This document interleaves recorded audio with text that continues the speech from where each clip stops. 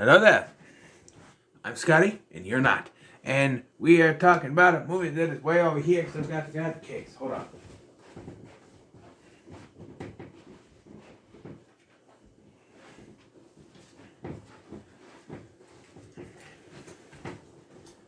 We're talking about a movie from 1997 called The Sixth Man, starring Marlon Wayans and Kadeem Hardison as two brothers who are separated when one of them passes away, but then comes back as a ghost to help their basketball team win the game. And yes, it's Angels in the outfield with basketball. Sort of. Kind of. Not really. Yeah, Marlon Wayans. Okay, so this is the official start of Wayans. The Wayans reviews. I'm doing 4 of them. You're going to see The Sixth Man, Senseless, White Chicks, and Little Man. Little Man came out in 2006. That's a little close to my cutoff, but those are the ones I'm doing. So I almost did Don't Be a Menace to South Central while drinking your juice in the hood, but I don't know if I could particularly review that movie. It's a little bit odd. So we'll just start with this one. Marlon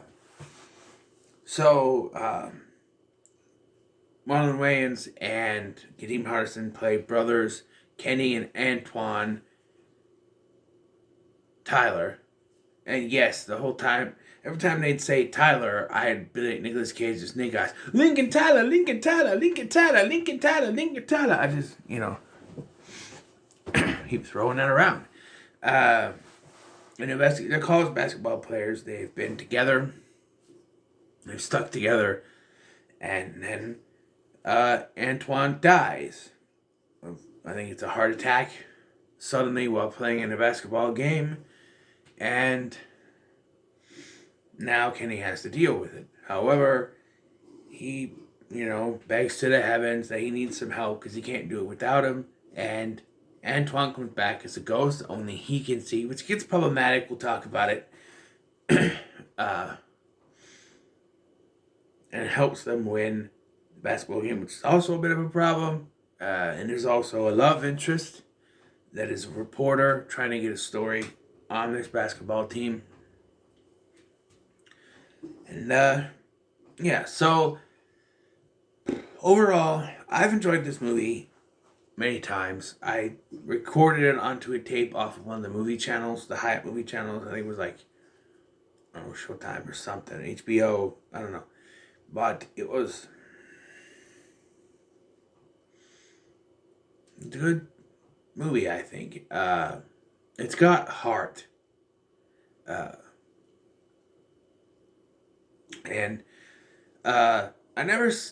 Wayans doesn't get the praise he deserves. He's a good actor, and he proves it in this. Yes, there are times we can go overboard, man. He's like, yeah, Huskies, baby! Woo, woo. I'm just, okay, tone it down, okay? You just tone it down, okay? But, I think he's a fantastic actor. Yeah, he's an underrated actor because no one really talks much about him. He's one of my favorite actors. And you're going to see a lot of praise for him in these movies. Well, until we get to Little Man, that one's a mixed bag.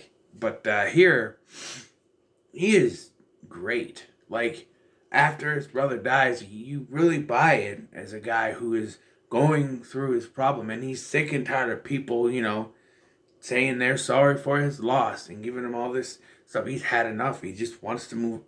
He wants to move on, but he can't move on. And then he realizes he can't move on because he just can't do it without him. And then the ghost comes back. And then the whole thing at the end was that he has to figure out that he can do it without him.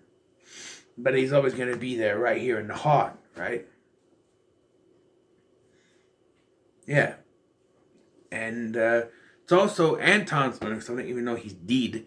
He learns, that he wasn't particularly, a nice ball player. He hogged the ball, and he comes back to bite him in the ass as a ghost. He's hogging the ball, and everybody's getting mad at him. And yes, everyone else does find out, which is the problem. But we'll start off at the beginning. We get a flashback to they're playing basketball is in church or just for the youth basketball league, and their dad is there, and They say they're gonna stay together. Of course, years later they're in college. Their dad has died because that's a stereotype, right?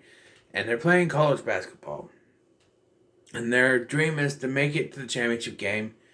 And during one of the games, Anton suffers a heart attack, dies, and then now Kenny is going through this rough patch. He met this girl. A lot of stuff, like usually there's a lot of stuff in movies that,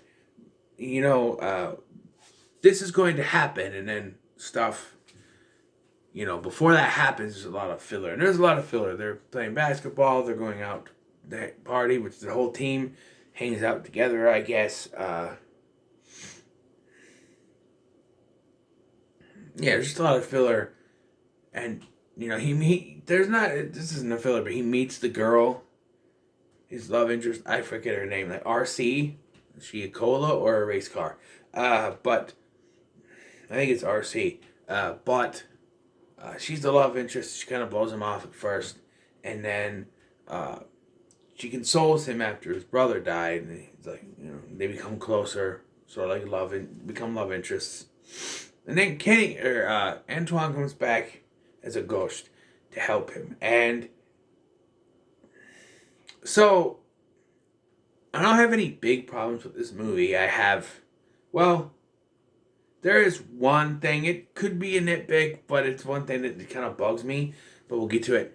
But, these are all just nitpick type things.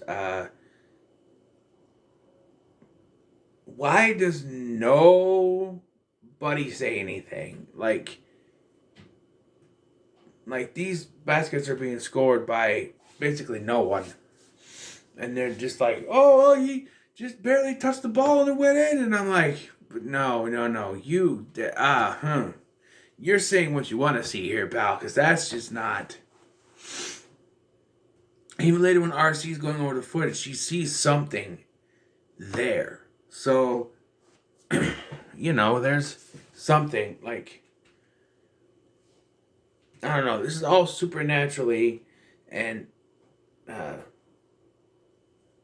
it's kind of weird that nobody notices that it's weird. They just think they're playing better. I get it. They did the same thing with Angels in the Outfield, but the Angels did more to help. This is more like Antoine is just throwing the ball around to himself and pretending it's them, but it's ball hogging in the ghost sense. But yeah, so eventually, he's only one. Okay, so another thing that's could be sort of nitpick for me. It's not big negative, but they play up too much of the comedy, or play up too much of the they can't see him thing for comedy laughs, and it just sometimes just doesn't work. Like when they show him yelling at nobody, or when he's celebrating, like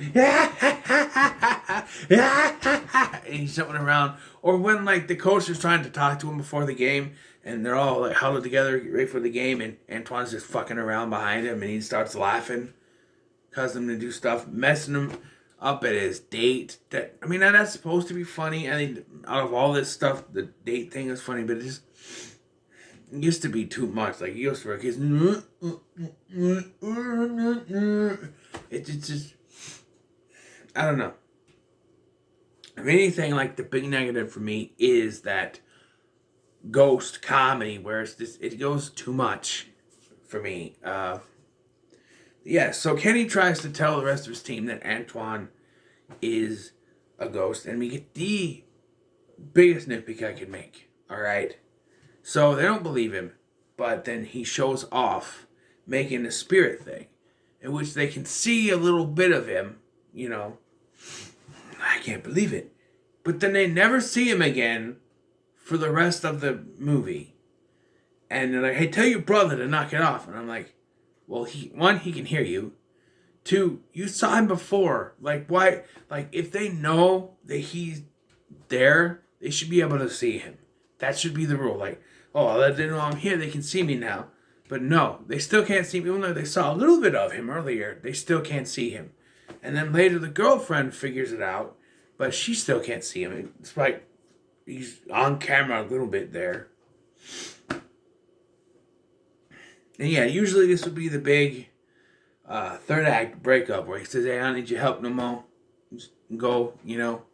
And then he would come back and help them. But this is a different story. Like, he says, "We don't need your help. We're going to do this." And they do it. Like, there's one point where Anton's like, "I can do this." He's like, "And no!" Which nobody asks why he's yelling at his dead brother. Who knows? And the ball goes in and they celebrate, right? But, yeah, so they win the game, but they did it on their own. Except they didn't because, yeah, they won this game on their own, but all the other games where Antoine helped them, still kind of cheating. They said, "Well, we can't do this. We can't win this game with your help because it's cheating. You won all those other games with his help. That was still cheating. You cheated your way to get there, and now you're having a moral dilemma. Like, oh, we got to do this on our own. But you didn't do that from the beginning." I don't know. It's a little mucked up, but this movie is really good. I enjoy it very much. And so I'd have to say that The Sixth Man is pretty good. In case you don't know, he goes up to heaven. He's going to play basketball in heaven, and that life goes on. When I was younger, I used to watch a movie and think, okay, they could do a sequel to this, right? And I said before, I wanted a sequel to this. And actually, now that I think about it, I don't think it's necessary. Like, what if they did a sequel? It would be something that's unrelated to this. It would be basically like when they take a movie and they say it's a sequel, a la Son of the Mask or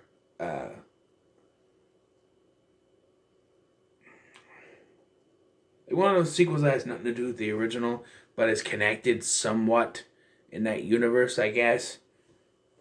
I think that's what they would do, and I don't know if that would work necessarily. Think of the 12 Rounds movies, right? There are 3 movies in that trilogy, and none of them connect. The first 2 are based around a 12 rounds type game. The third one is the 12 rounds in his gun that he has. And then you have the Marine, where, like, other than 3, 4, 5, and 6, there's really no connection. And if you really look, I've seen 3, 4, and 5. You look at the ones that the Miz is in, other than his character coming back, there is still no connection.